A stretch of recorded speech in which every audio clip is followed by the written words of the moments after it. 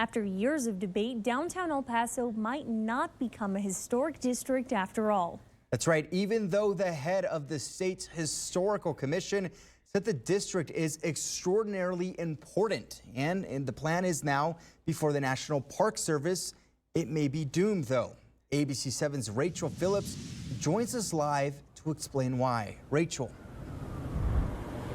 That's right, Kate and JC. The problem with the application is the majority of property owners in the area oppose the district becoming historic. This is regarding the Duranguito area, which is where we're standing right now and where the city wants to build a multi-purpose centre. Critics fear, however, that if the district does become historic, that will put plans for the centre in jeopardy. I don't want to say that we're completely defeated, but you know, it's very disappointing. It's very disappointing, and I mean, we'll see what options we have. We may not have any. I am pleased. It's been, for the whole community, a painful process. It's lasted several years, and unfortunately, for our taxpayers, cost us literally millions of dollars to defend ourselves. Dayub is talking about the fight over whether to build an arena in Duranguito, which is included in the Historic District Plan.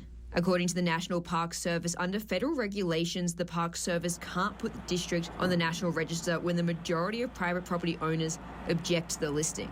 There are 214 private owners in the area. According to the Texas Historical Commission Executive Director Mark Wolf, 57% of these owners oppose the listing. This has never happened, from what I understand, ever, where we've had, you know, the National Park Service is dealing with you know, this type of situation, and it's probably never happened because it's a no-brainer that this is a win-win situation for any community. The THC says the listing would have allowed property owners to get federal and state tax incentives to help with the costs of renovating downtown buildings. It also would have helped put downtown El Paso on the heritage tourism map. But according to David Stout, a lot of the property owners made the decision based on the proposed arena. We're leaving such an important opportunity on the table, and all for what? For, you know, because folks still think that an arena is going to be built in Duranguito. And I mean, if I were a betting man, I would bet that it's not.